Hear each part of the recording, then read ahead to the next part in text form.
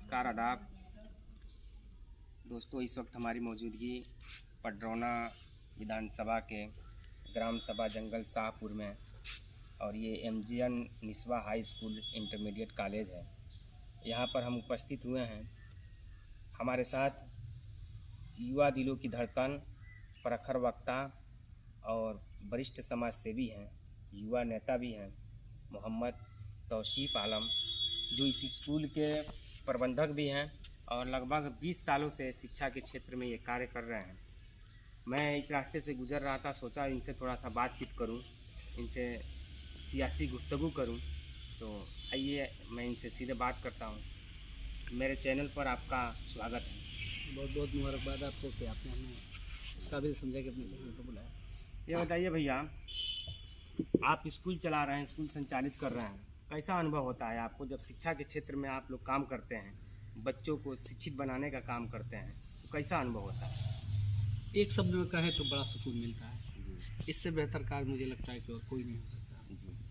आप मुसलमान भी हैं और देखिए इस्लाम में शिक्षा की बहुत तवज्जो दिया गया है। कुरान की आयत भी इकरा के आई है कि पढ़ो पढ़ाओ, और हमारे नबी का फरमान भी है कि इल्म सीखो और सिखाओ। उस क्षेत्र में आप हैं तो वाकई आपको मैं एक बार अपने चैनल के माध्यम से बहुत बहुत बधाई और शुभकामना देता हूँ। बहुत शुक्रिया। और चूँकि आपने कहा कि कुरान की शुरुआत ही इकरा से है, पढ़ाई से है, और इसीलिए अल्हम्दुलिल्लाह हमने पढ़ाई को ही अपना रास्ता चुना है और इसमें मेहनत कर रहे हैं लगातार। एक आपसे कुछ सियासी बातचीत करनी है कि सोशल मीडिया पर मैं देख रहा हूँ कि वार्ड नंबर 4 से जिला पंचायत सदस्य के भावी प्रत्याशी भी हैं, और छठ वाले दिन आप छठ घाटों पर भी नज़र आए थे। तो आप चुनाव की तैयारी कर रहे हैं, फील्ड में घूम रहे हैं, आपको जनता से कैसा वो मिल रहा है समर्थन? बहुत ज़्यादा समर्थन मिल रहा है, खासकर नौजवान बिल्कुल हमारे साथ हैं। और चाहे जिस भी गांव में जाएं, जिस भी इलाके में जाएं, वहाँ लोग ये कह रहे हैं कि इस बार आपके साथ रहेंगे, क्योंकि इसके पहले भी 5 साल पहले भी हमने तैयारी किया था और आरक्षण अनुसूचित आ गया था, इसके कारण हम चुनाव नहीं लड़ पाए थे। तो इस बार थोड़ा सा, एक बार कहते हैं ना कि दूध का जला छाछ भी फूट कर पीता है, तो एक बार वो हो चुका है कि आरक्षण की वजह से नुकसान हो चुका है। तो इस बार फिर से मैं चाहता हूं कि तैयारी तो है, लेकिन आरक्षण आने के बाद से पूरी तरह से आदमी मैदान में उतरेगा। आरक्षण के इंतजार में फिलहाल मैं लोगों से मिल रहा हूं, लोगों से बातचीत कर रहा हूं, अपनी बात रख रहा हूं कि अगर आरक्षण और संविधान ने हमें मौका दिया तो मैं इस बार ज़रूर वार्ड नंबर 4 से प्रत्याशी रहूँगा। क्षेत्र में आप घूम रहे हैं लगातार, हमको लग रहा है कि आप पूरे 5 साल से घूम रहे हैं, उससे पहले भी आप घूमे हैं, और आप बता रहे हैं कि पूर्व में भी मैं तैयारी किया था, आरक्षण नहीं आया तो कोई दूसरा आदमी लड़े थे, आप उसको समर्थन भी किए थे। आप क्षेत्र में घूमते हैं तो ज़्यादातर समस्या क्या नज़र आती है?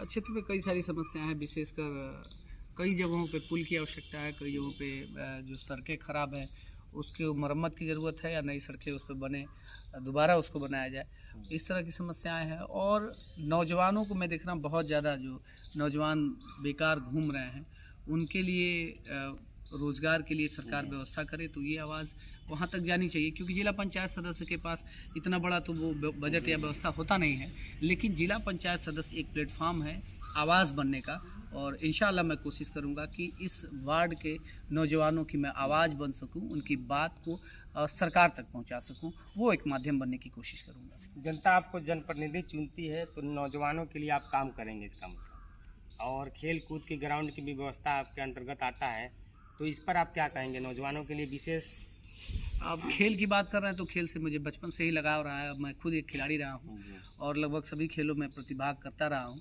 तो इस क्षेत्र में मैं देखता हूँ तो प्रतिभा की कोई कमी नहीं है। लड़कों में प्रतिभा है, दम है, दमखम है, और वो चाहते भी हैं खेलना, लेकिन उनको उस तरह का व्यवस्था नहीं मिल पाता है।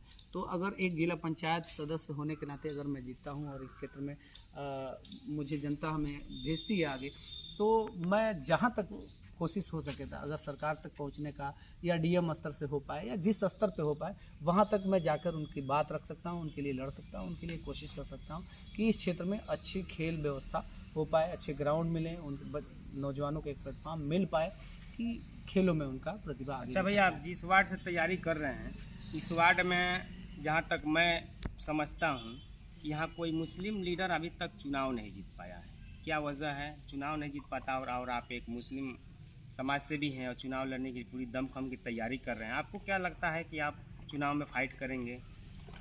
इसके दो सवाल हो सकते हैं। एक तो ये है कि मुसलमान हमेशा से जो वोट देता आया है वो दो तरीके से दिया रहा है। वो भय में वोट देता रहा है। बीजेपी को या तो हराता है और या फिर बीजेपी को जहाँ नहीं भी हराता है वहाँ मजबूत कैंडिडेट जो मजबूत आदमी हो, बहुत धन बल से हर तरह से, यानी कि सुरक्षा की भावना में रहता है, भय की भावना में है।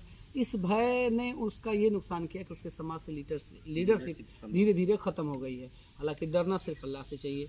तो ये जब इस जहन से दूर हो जाएगा कि डर के कोई भी चुनाव नहीं होता है, डर के वोट नहीं किया जाए, बल्कि हर समाज अपनी लड़ाई लड़ रहा है, अपने हक और हुकूक मांग रहा है, तो फिर मुसलमान अपने बीच के नेता को क्यों नहीं खड़ा कर सकता है? वो क्यों डर रहा है? उसको क्यों डरना चाहिए? उसको डरना नहीं चाहिए। तो इसलिए हम लोग अपनी भागीदारी, अपनी हिस्सेदारी के लिए लड़ रहे हैं कि हमारे समाज से भी लोगों को वोट मिलना चाहिए, क्योंकि ये समाज हमेशा से, जिस समाज को हमेशा से वोट देता आया है, मैं उस समाज से विशेष तौर से पहले अपील करूंगा कि आपको हमेशा से इस मुसलमानों ने नेता बनाया है, आगे बढ़ाया है, चाहे वो छोटे चुनाव हो या फिर राष्ट्रीय स्तर के चुनाव, लोकसभा तक के चुनाव में जिस समाज को सबसे ज़्यादा मुसलमानों ने वोट किया है, उस समाज से मैं विशेषकर अपील करूंगा कि इस बार के चुनाव में आप मुसलमानों को वोट करिए। ये थे जनाब मोहम्मद तौसीफ साहब, इनसे हमारी सियासी गुफ्तगू हुई है और ये छोटा सा वीडियो है। आप हमारे वीडियो को कोई प्रतिक्रिया देना चाहते हैं, प्रतिक्रिया दीजिए और इस वीडियो को अधिक से अधिक शेयर कीजिए। बहुत बहुत धन्यवाद।